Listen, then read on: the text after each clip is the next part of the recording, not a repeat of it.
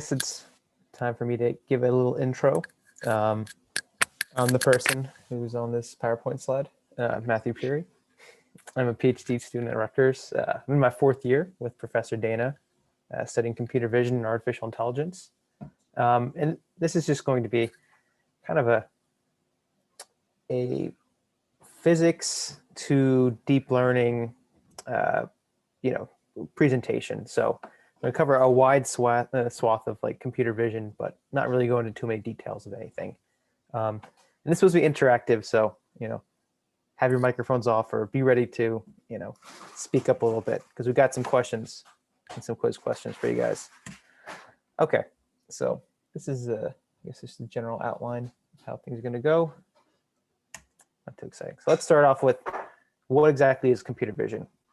So I think definitions aren't really a great way to describe computer vision because it's something that can be so varying because there's been so much progress in the last 10 years, going from something like this, which is image generation. So all these images, even though they look pretty realistic, have all been generated by a computer vision algorithm from random noise. So you have a vector with just random values, and it's able to generate these reasonably plausible looking images. Now, there's obvious errors in there, but compared to previous 10, 15 years ago, these results would have been completely improbable. So this is computer vision. This is also computer vision. So this is something called scene understanding, or in particular, segmentation. So we're looking at an image here, and what you can do with computer vision is you can get a semantic understanding of a scene. So what does that mean? That means you're able to identify people versus non-people in a scene, different objects such as cars, backpacks. In this case, you're able to understand how many people are there. So you look at all the person IDs, and you can count in a simple algorithm how many people those are. So this is a recent work, which is pretty cool, about object estimation. So someone's taking an image here, and they're creating a 3D version of that person doing this action. So this is all from a single image and some prior that this is a person, and this is what people generally look like. So this is some state-of-the-art research going on right now. Again, high-level understanding, so we can look at images and kind of tell what people are doing. So we can see that the person's on the phone here, that they're riding a bike, that they're running. This could be useful for a variety of applications, such as like activity monitoring, video understanding, in indoor scenes, a lot of things. Okay, we got a little video here. We'll see if this works. Please let me know if this works. Okay. Did you see anything there, Faith? Yeah, we're good. Okay, cool. So I'll run this again. This is a really cool result from a recent paper called NERF, where someone's taking an image of this T-Rex here. And you have the question of, what does this T-Rex look like if I had moved the camera a little bit to the left and images again? So this algorithm is able to kind of recreate what the scene would look like at different angles of this object. And this is, hot off the press type of research going on here. It has no 3D understanding of the scene aside from, a handful of images. And so 3D reconstruction like this is pretty amazing. So these are some of the cool things you can do with computer vision, and just taking pixel values and from an image and generating really interesting and really algorithms that really understand what's going on in different environments. Okay, so another way to say what is computer vision is to describe the different kind of levels or distinctions between different types of computer vision algorithms. So there's something called low-level computer vision, which is typically used. Low level is kind of like how it's described in computer programming, where low-level computer programming languages are closer to the actual memory and hardware compared to a high-level language like Python, which is calling those low-level scripts. And this is similar with computer vision. So in low-level case, you're understanding from image statistics and also just local features in an image and trying to do interesting things. So in this case, can we have an image of this girl here that's blurred? Can we, compute based on the local statistics in a sharpened version of this image? It's also image matching. So we have these two images, and as humans, we can tell what they are. But as an algorithm, can we find the corresponding point on this one image to the other image? That's low level. Middle level is inferring geometry and motion from one or multiple images. So for instance, on the left here is a picture of this ceramic sculpture here, and then you can produce this 3D geometry of the object. And this is actually some work that I've done in this past year, which has been pretty cool. Also, this includes multiple object tracking, so identifying this object here and watching it as it kind of progresses through the scene. So you can also do trajectory estimation on it. High level is, they call it inferring semantics of scene and objects. So you can take an image of this from the dash cam of a car, and you can identify in each pixel exactly what category belongs to, whether that's some kind of plant over here, or asphalt of the ground, or a lane divider. All those things should be identified by the algorithm. There's also object detection, which is similar to previous middle level one, but yeah, it's identifying based on the raw pixel values a higher level of understanding about the scene. Okay, so this is where hopefully people unmute themselves and provide some feedback. So given this task, which is image classification, detecting whether this image is a cat or dog, and vice versa for here. Can anybody take a guess as to whether this is a low, middle, or high level computer vision? Probably high or middle, somewhere in that range. Okay. Correct answer is high. Yeah, so this is high level semantic understanding. What's interesting, well, the reason why it's really high level computer vision is because it looks at these images, and it should, in theory, even if you take an image of the cat and it's rotated to the left a little bit, so you get a side view of the cat, you should be able to identify it's still cat. Whereas low level computer vision wouldn't really be able to handle a problem such as that. There's too much difference between the images to figure that out. Okay, what about image dehazing? So we have this image on the left, which has this level of haze to it, and the image on the right, which looks like it's on a clearer day. Which kind of level of computer vision would that be? Low level. Yep, that's correct. Yeah, this is low level, looking at local features of the image. I'm trying to understand how to kind of undo that. Now, this is a tricky one, so I'll explain what's going on. So this is something called feature learning for classification. And the idea here is that you have an input image, and then you add some kind of transformation to it. Sorry about that. We got some dogs in the background. So we have an input image, and we crop it and we adjust and rotate it in a certain way. I don't know what's going on. Okay. We need a minute break for the dogs in the household. Okay. I was about to say, I think we're good. 1 second. Let me maybe mute myself here. I don't know what to do. Okay. Yeah. Let's ignore the dogs in the background. In any case, we have an input image, and we can crop it and rotate it in a certain way, or called warping. And what we can do is, because we know where this spoke is, right, in this image, and we know the transformation for this warped image, what should happen is we should have features in the image that should match from this part of the image to this part of the image. So you're doing this kind of unsupervised, there's no semantic label saying what kind of object this is. And what you're doing is you're trying to match components of the image into a warped image for later using it for classification. Is there any idea of what level of computer vision this might be? I'm going to go with middle because it's the last one left. Yeah, so this is a weird one. So it's kind of a middle and high. You're doing this kind of object tracking, algorithm where you're tracking one part of the object to another region on a separate object.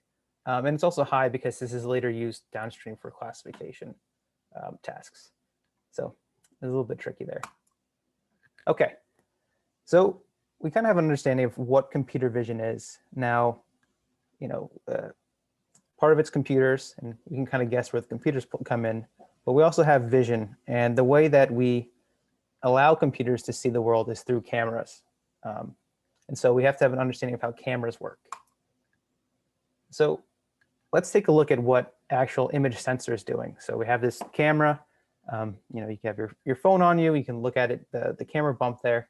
And what's happening is that there's light in a scene, which gets these photons go towards your camera sensor and then excite certain regions of it. And that eventually gets turned into an image. So it's going to break down where each portion kind of comes in. This fun video of what a DSLR camera kind of looks like when you're actually taking an image. So hopefully this will work. Okay. So you probably saw that real quick. That's what the camera looks like when it's opened, and then actually collecting photons to measure them on the image sensor. Now I'm going to show a slow-mo version of it. So so it's opening, and then for a split second there, you can see that the actual image sensor is visible. I'll show it again, even slower. Yeah, so this aperture is coming up. It's opening this shutter here, and then it's closing the shutter again. This is all happening in milliseconds worth of time. But it's really fascinating that all this is kind of going on without a lot of people really knowing what's happening there. So this is based off of this physical phenomenon known as the photoelectric effect.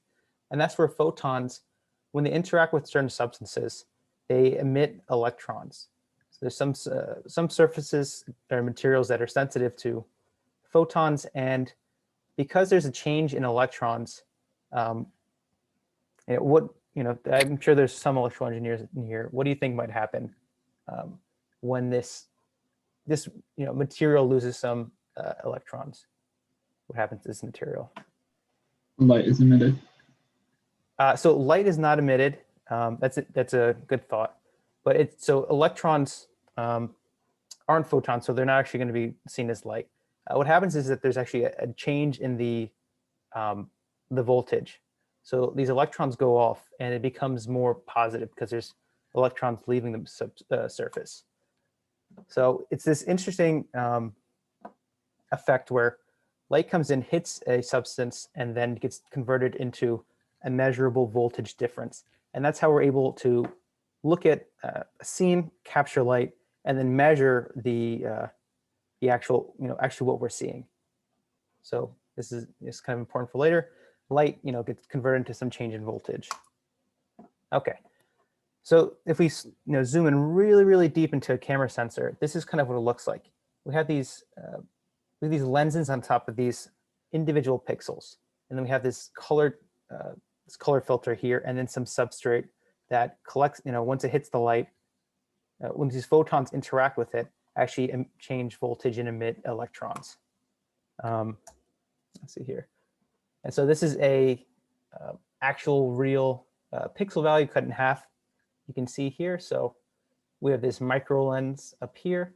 We have this polymer substance. And then we have this wiring and silicon interacting. And in this region, we actually have change in voltage, and it's measured and transmitted with these wires and whatnot. So that's what a pixel looks like in the camera. Yeah. So this potential, well, it collects all the electrons, and that's what's going to tell the sensor that there's some difference here, and some light has hit this part. Okay, it's kind of cool. So, and there's also kind of an aside here that there's this thing called anti-aliasing, and so what that does is essentially there's a smoothing of the input image or input sensor reading. So we can imagine that these lenses, they might have some noise in there just based off of how much light gets in there. There's one of the pixels might be damaged slightly. So there's something going on here that could, there's always noise in the system. So one way that people get rid of that is by having this anti-aliasing filter. And it's just, again, it's just a smoothing filter. So you might expect that the intensity from this sensor gets, or this pixel gets averaged with the surrounding neighboring pixels. That's one way to smooth it. So some people remove it in order to get a higher resolution, and it's called hot rodding. But this is kind of what it looks like, which is pretty neat. So without the filter, if you look at this kind of baseboard here, there's more details, especially on the left side of this air conditioning unit as compared to with it. But you also see this these weird effects that you wouldn't, you're not actually seeing in real life. So this noise here, and then afterwards that noise is smoothed out, but it also removes some of the details. Here's actually a nice case where it actually looks a little bit better. So without the anti-aliasing feature, you get kind of more featured texture details of a scene compared to the smooth version of it. Okay, so let's see, what do you need to know about this? I guess just that you have this micro lens, which kind of looks like an eyeball, right? Collecting light at multiple angles and focusing them onto a retina or a retina-like substance, which is a photocyte. And then once the light interacts with this photocyte, the dislocated electrons go to this potential where it gets read as a voltage signal downstream. Okay, so it's also important to know that there's this efficiency metric that's called, this QE. So the number of electrons divided by the number of photons, that's going to, tell you, certain performance characteristics of an imaging sensor. And this is important because, there's, as you would imagine, if you're taking a picture of something really bright, like the reflection off of water, or if you're somehow taking an image of the sun directly, that part of the imaging sensor is going to saturate. That means that the efficiency gets really low at that point, and that you can't actually collect any more signals because that well is just filled. So there's actual physical effects going on behind that, not just a software thing. So these photocytes response are like mostly linear. So this is the kind of number of electrons, or sorry, number of photons, and this is the light in the scene. So at some point, we reach, it's mostly linear, and then it reaches a point where there's too much light and it's saturated and can't have any more light come in. There's also vice versa, where if there's no light in the scene, and this curve probably kind of bows out a little bit more here. There's not enough light in the scene, then you're not going to get any measurable electron difference here. So this is what it looks like in real life. You're taking an image of the scene here, and you have a region where it's kind of lit nicely, so you can see a lot of detail here of this building. But part of the image doesn't have a lot of light, doesn't have the same intensity of light as this part of the image. So it's what you'd call underexposed. Now, if you want to focus on this part of the image, you have a very nice lighting quality here, so you can see a lot of the details. But this part of the region is completely overexposed and saturated. You can't see any detail here. So what people do is they actually take both of these images and combine them in the way to create this HDR image, or high dynamic range imaging. So that's just kind of what I wanted to mention there. Okay, so that was about intensity that comes from the scene and then gets put onto your, goes into the imaging sensor. Now we had this other component, which are these color filters here. Now, again, this is pretty similar to how humans, the human eye kind of works. We have this eyeball, which is focusing light on this retina, which has cones and rods, and they're responsible for intensity and also light, intensity and also wavelength. So the wavelengths that are kind of the most important are RGB, to describe the color space. And so we have these color filters here, which will take all of the red that's in a scene and create a red pixel or a green pixel or a blue pixel. Okay, so these color filters are sensitive to particular ranges of the wavelength spectrum. So on the right here, for a particular camera, this Canon 50D, these blue filters are sensitive to these wavelengths, and green, the green filter is also responsible for this wavelength, the red one for this wavelength. And so this is our imaging sensor, and there's an arrangement of these red and green and blue pixels that only measure these particular wavelengths and to create a later image downstream. So you might ask the question of, why there are more green pixels in this mosaic. So this looks like, this is what an actual imaging sensor kind of is arranged in this way. Does anybody have any guesses as to why there's more green here?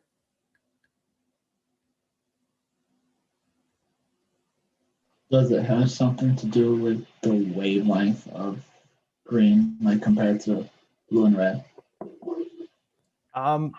Not the actual wavelengths themselves, but it's actually the fact that humans are more sensitive to green wavelengths. So there's a little bit more information, for downstream tasks of the green wavelengths.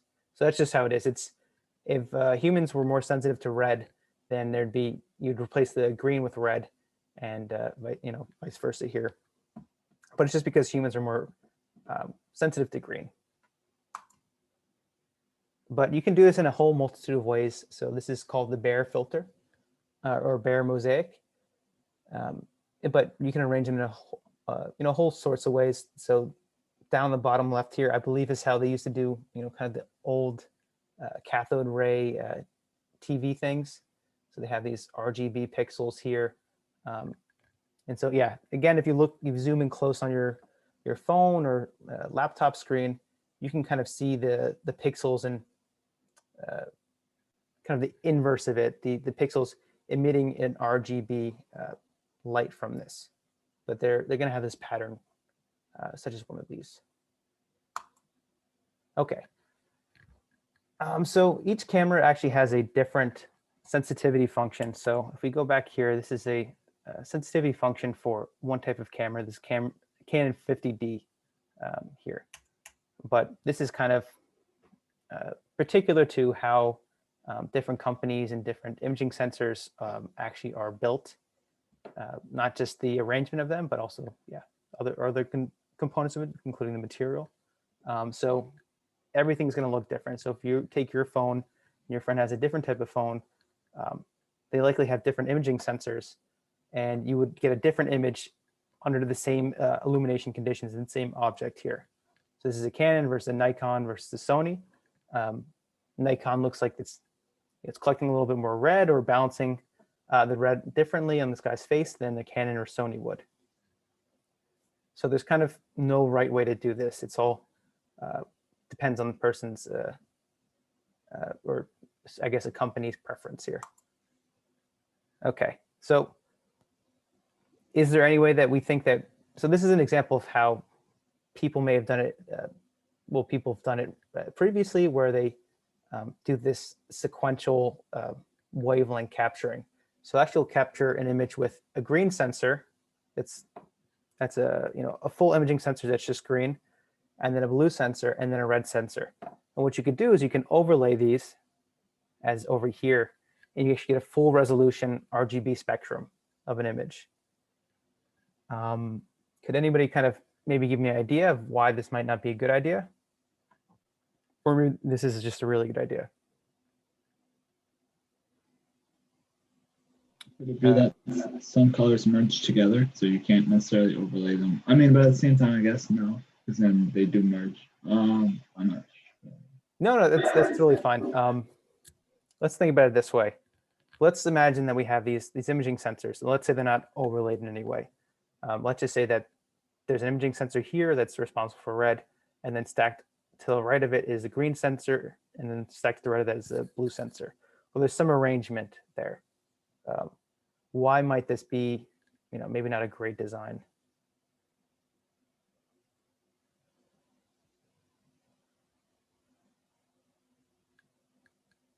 Okay, maybe I'll give a little bit of a answer there then. It's because if you kind of move this around right, there's portions of the camera that's, the lens system is actually focusing on the imaging sensor, in a very calibrated manner. But if we have this imaging sensor like this, and then also another one stacked next to it, it's actually seeing the scene at a slightly different viewing angle. So we have these, inconsistent viewing angles. Simply overlaying the blue or the green or the red image sensor captures on top of each other is going to give you a slightly distorted image that you wouldn't expect. So that's kind of a reason why these sensor designs are not what people do. But you can see some cool images. Previously were to create an RGB image, they take out one sensor, put it back in, take another sensor, put it back in, and overlaying it gives you a nice RGB image. Okay, so that was really about taking light from a scene and focusing it onto some imaging sensor. And so we kind of learned how the imaging sensor takes in light and then turns it into this analog signal, which is just a voltage, right? And what we'll get out of that is, and once it's this analog voltage signal, it gets discretized into some discrete signal in 12 or 16 bit on high quality cameras, and probably a little bit lower on lower quality cameras.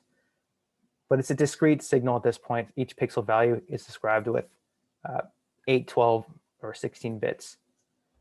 And so this is where you get like a raw image, which doesn't look very nice. And then what most people, since people don't usually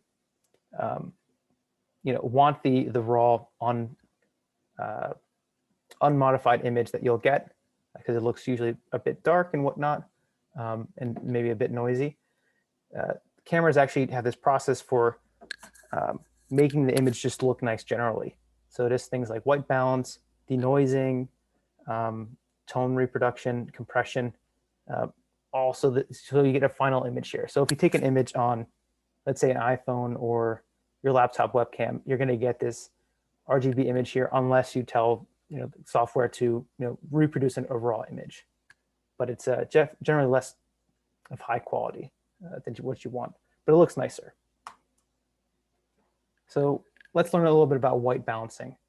Now we can look at this scene here, right? And it looks, there's this blue tint to it, but we can still make out what the image is doing here. So we can see that there's these mannequins in the scene, and we can see that he has red pants on and a yellow shirt and whatnot. This guy's got kind of a purple shirt and lighter pants. But when we take an image with a different white balancing or under different light sources, it's easy for us to kind of match these two colors here. So this perceptibly orange color actually ends up looking blue if we look at the actual pixel value compared to under different lighting conditions. This looks orange. So the human visual system has this, they call chromatic adaptation, that allows us to handle these differences. But for a computer vision algorithm, this would be a huge problem, because there's no reference point here on how to say what this color is. Here it looks orange to us. Here it also looks orange, and they almost look the same here. But to a camera, these look completely different. So yeah, it really comes down to how do cameras perceive the white color. And so we can perceive white under different lighting conditions here. So they have, when you buy a light bulb, for instance, they'll have a heat value. So this 3,500 Kelvin versus 550 or 5,500 Kelvin versus whatever. And this is kind of your light color or white balanced for the scene. And so if you have different light sources here, or different values of different definitions of white, your scene's going to look a little bit different here. This may look like a cloudy, overcast day. This looks like maybe a bright daytime photo.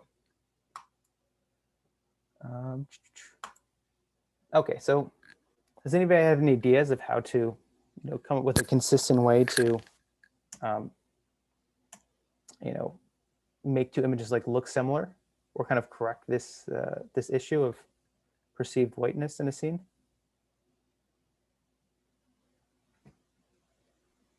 Could mapping help, like mapping to a certain color range? Yeah, so you're saying like the distribution of colors and trying to map it to a Yeah. kind of set color range. That's a great idea. What you might have a problem with is just the fact that you're expecting, like, let's say Gaussian distribution, but your image maybe is of, a front page is of a poster or something like that, and only has like a very narrow range of Gaussian or something like that. So you're trying to take this mini Gaussian, or maybe not Gaussian, some other kind of functional image statistic. You're trying to map it to this other distribution. So you might get some distortions there. That's kind of what people do anyway. So that's what the most sophisticated white balancing algorithms do. They do this histogram-based approach. It's not just simply like take the image statistics of an image and then map it to this distribution. It's a little bit more complicated because you're expecting a certain distribution, and you might not always get that in a scene. But what people do, which is kind of a lightweight version of doing this, is just taking the average of a scene and forcing that average to be a certain value.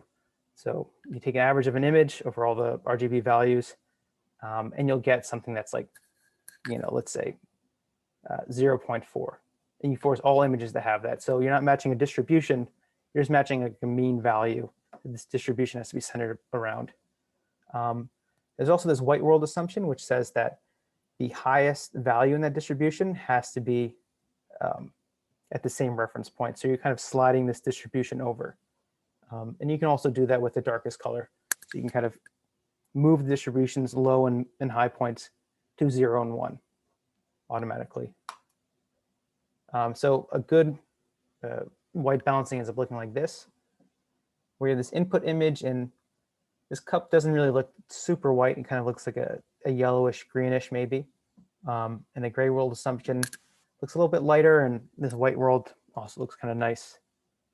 It might be hard for you guys to see on your screens though. It's a bit more clear on mine. Okay, so we just kind of went over temperature of an image and also white balancing to kind of correct it. Now, we had this mosaic here of colors and color filters, and what we actually get in our output image is this RGB image. And it's not like we have an RGB image where for a certain pixel we just don't have a red value. We have red values everywhere for all the pixels. Are there any ideas on how to go from this to a full resolution image?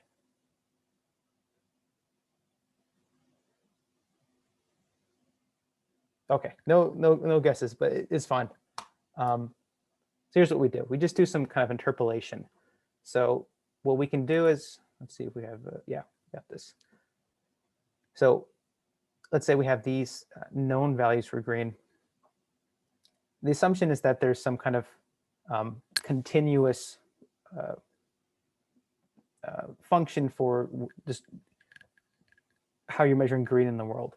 So green's not going to change drastically when it's 1 pixel over. That's the assumption that you can make. And so what you'll do is you'll just take the average around that green pixel, and then you'll compute an average of those pixels to kind of fill this in. Now it gets a little confusing on how you handle cases like this pixel over here, which the only neighbor it has within this neighborhood window is 1 here. So that's something that's a little more advanced, but yeah, it's a simple interpolation you can do here. Wouldn't that also depend on like how clean the what's it called, like the quality of the image per se? Because like let's say that you're taking the picture of something like red right next to like what's it called? I don't know, a yellow notebook, right? Yeah. Wouldn't so the theoretical line that divides the two images, wouldn't that have to be like a little bit less defined for that interpolation to work? Yeah, so that's a good question, and really what you have to consider there is that this is a small part of a much larger camera system, and so some things that make this particular interpolation not matter as much is the fact that these pixels for a normal camera nowadays is something like let's say 8 megapixels, which is 8 million pixels on an imaging sensor. So what these pixels represent in actual imaging space. So if you're assuming you're 3 feet from this notebook and you take an image, this image sensor here, this pixel here might be only, I don't know, responsible for a, but less than, like a millimeter in like a real image. This all depends on the, the number of pixels in an image and whatnot, and how far away the object is. But it's only responsible for a very small portion of the real space. And there's additional smoothing that happens over the image, kind of like what I showed you previously with that anti-aliasing filter. It actually smooths out the image so it looks, doesn't have as jagged edges. But if you remove the anti-aliasing filter, you may notice kind of along discrete lines, actually like a jaggedness in that, which is undesirable, which is why people put on the anti-aliasing filter. That's a great question. So yeah, if you have a bad camera that's low megapixel and you don't have any, anti-aliasing or smoothing filters on, it's something you'd have to figure out. And in this case, it wouldn't work that well. Okay. Okay, so we've kind of went through the whole pipeline of, we have this continuous scene space, and then we have this camera, which converts it from a continuous space into this discrete space. And we finally get this image here. So let's shift our focus onto images and playing with them now. So this is kind of a cool scene here, which is, images are these are matrices, right? Which you can kind of flatten out into a single vector, and it's really just a point in space. But there's certain image statistics that are very common among certain types of images. So this is from a paper from a while back, way back 2004. But so what they did is they took images of Little League pictures, kids with Santa, graduations, and newlyweds, and they just take 100 of those images, then average them. You get something that looks like this. This is your average Little Leaguer image. This is the average kids with Santa image. And so what you find is that there's statistics here that there are correlations between images of specific types. So this is your prototypical kids with Santa image.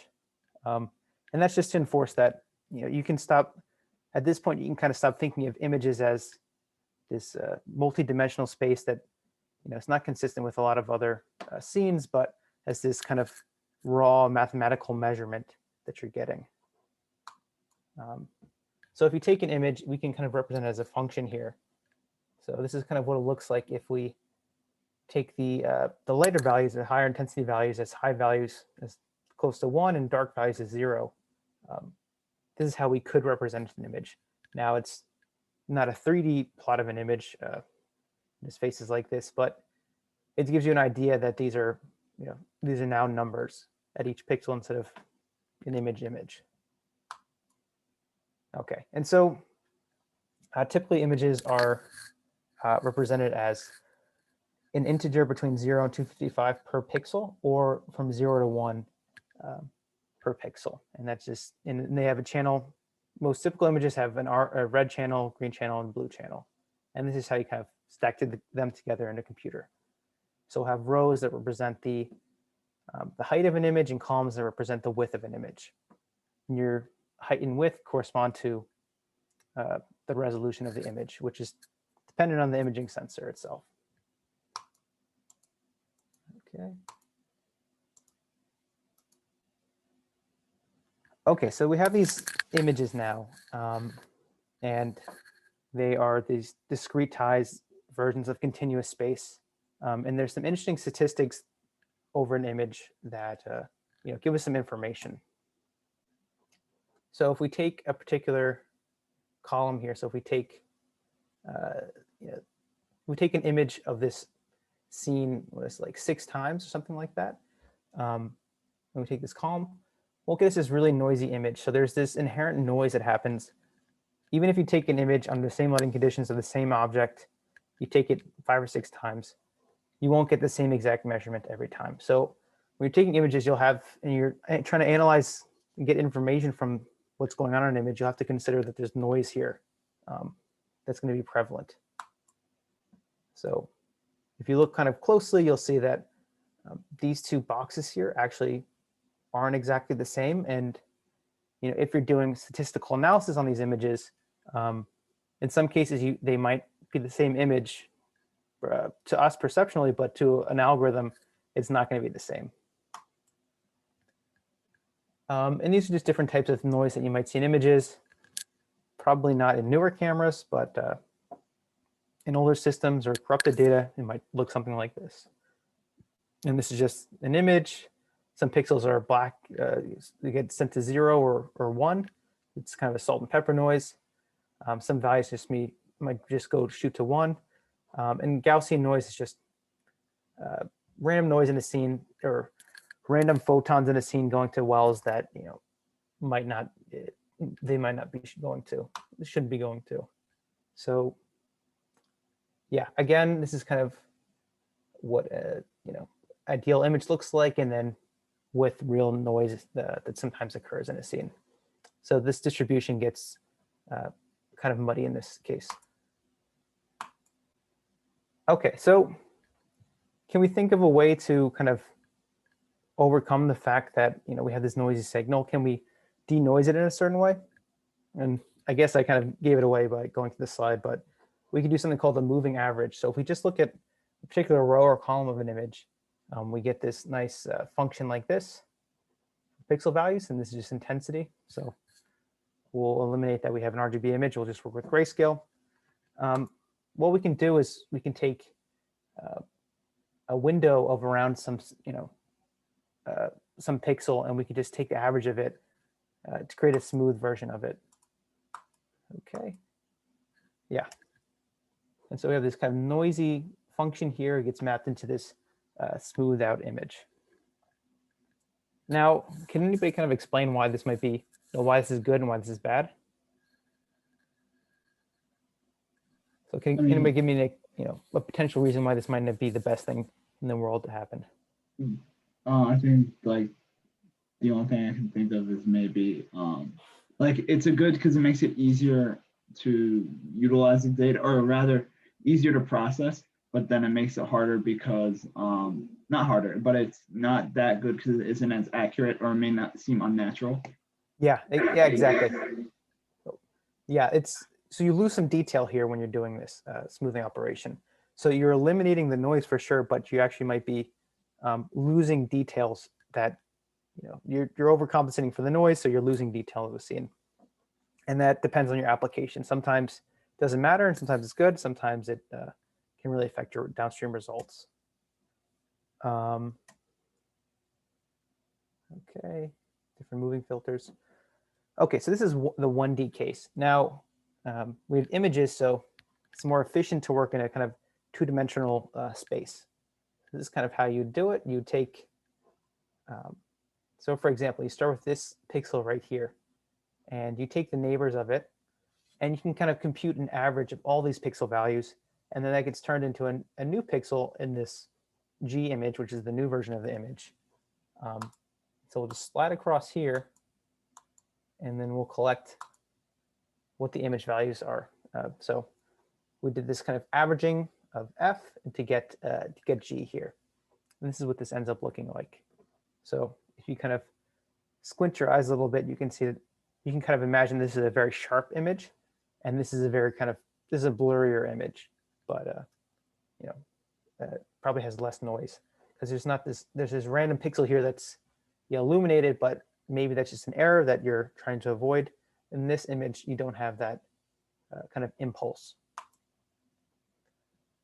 Okay, and the kind of filter that I showed over here, or this window, is kind of just its own matrix, and you kind of slide it across an image. And if you just, and this is what you can call a cross correlation filtering. So we won't get into the math here today, but essentially you can think of this window or this filter, this 2D matrix that you slide over a larger 2D image, and you perform some operation. So it's you do some linear compilation of pixels within this filter to produce a new pixel and a new image. Yeah, so it doesn't have to be an average. It doesn't have to be the sum of all these and taking the number of pixels divided by the number of pixels there. You can do a whole lot of things. Let's see. Okay, I don't really want to go into that. Okay, so this is what it might look like if you do some smoothing here. You have this image. There's some noise here, so there could be some noise along this region here, or this kind of blurry part of this image, or this end of this twig. But after you filter it, you may be over smoothing it and get something that looks like that. Okay, this is just handling some boundary issues. So again, you have to consider when you're doing this kind of matrix on matrix overlay, if the two matrices, if you get to a region where you get to the kind of the corner of the pixel, there's no pixel information over here that you're operating over. So you need to come up with ways of handling this. And this, you can do a whole bunch of different things. Yeah, I won't go over that right now. Blah, blah, blah. Okay. Didn't know there's so many animations for this slide I took. Okay. Yeah, there's different ways of doing it. So we showed that just a moving average filter of taking the sum of all pixels within this window and averaging them to the new image. You can also have this kind of Gaussian, so this high pixel value here, and then lower compensation from surrounding pixels. So it's a less smoothed over image over here compared to the other smoothing. You can change the size of the kernel or the window here, or mask, or let's call it a filter. This filter here, you can change the size of it. So what do you think would happen if we made this this filter larger? Any ideas? You get a blurry image. Yeah. So I think two people answered that. Oh, my bad. No, it's great. It's great. The more people responding, the better. So if you make it bigger, let's imagine that this is 2 times the size. So it's all the way over here. So let's take this. Oh, I can actually draw.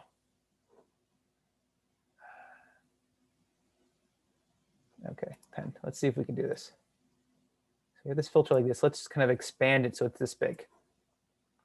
If we take that over here and we just kind of place it over here, we do these operations. So we have this kind of Gaussian here, and then it's kind of this, if we just kind of looking along one dimension, it's kind of a peak over here. So it's really compensating for the pixels that are near the center, and the pixels at the edges aren't compensating much for the result pixel value.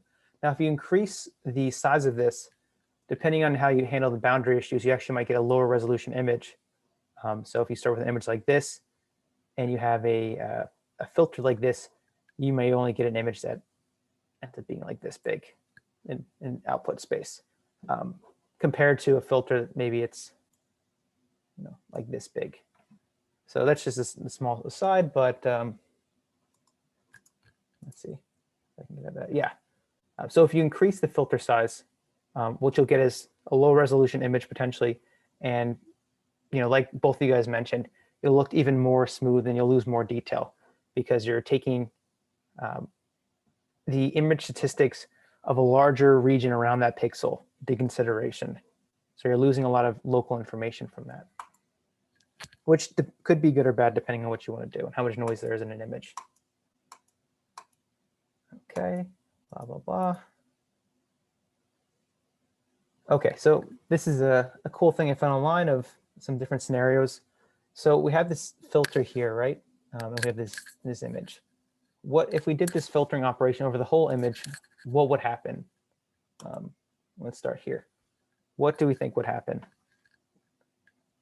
to this image? What is it? After we take this filter, right, then we apply it to each pixel over here, or each neighborhood, kind of move across the image and create this new image. what does the output look like compared to this original? Any guess? Blurrier. No, it's actually no change at all, because this is kind of like the identity matrix. So you look at a pixel and you say, what you're saying is you want, you center around a pixel value and say, I want that pixel, and multiply that pixel value by 1, and you take the sum of all the surrounding neighboring pixels, which are 0 in this case, and that produces your output representation of the pixel. Actually, let me kind of highlight that a little bit. So let's say, for example, we're worried about this pixel here, and this gets mapped to this pixel over here. We take this window, and it's supposed to be a square around here. So this filter is looking at the neighborhood and doing this linear operation, which is just take the center pixel value, multiply by 1, and that's it. So it takes this window here and produces this same pixel over here. So if this pixel coordinates x, y, this is also going to be x, y. Okay. Now, what do you think this looks like? Shifted to the right. Shifted to the right. So let's see here. Okay, so you're saying it moves everything this way, so we should get an image that's kind of missing values over here. It might be shifted to the left. I always get these confused. Okay, what does everybody else say? Left or right? Any guesses? We'll have a little tally here. Left versus right. I think right. Okay, so I think these are 2 rights. Anybody for left? I'd also say right as well. Okay. Okay, it's shifted to the left, and that's a. And this is just what happened with the boundary here, but we can think about really what happens at this pixel value. Well, pixel value is at the rightmost end here, or the extreme boundaries. So if we look at a pixel that's on the left side of the image here, it's just looking in the neighborhood. It just says, what is this next pixel value, and it's just going to place that next pixel value over here. Now, if we're at this edge of it, because there's no pixel information on to the right of it, should be over here. It's just going to, in this case, pick up 0. So there's a 0 value here. So it places a 0 value where it's supposed to be. Okay, so not great on team N. It's N2E. We tried. Yeah, it's all right. It's all right.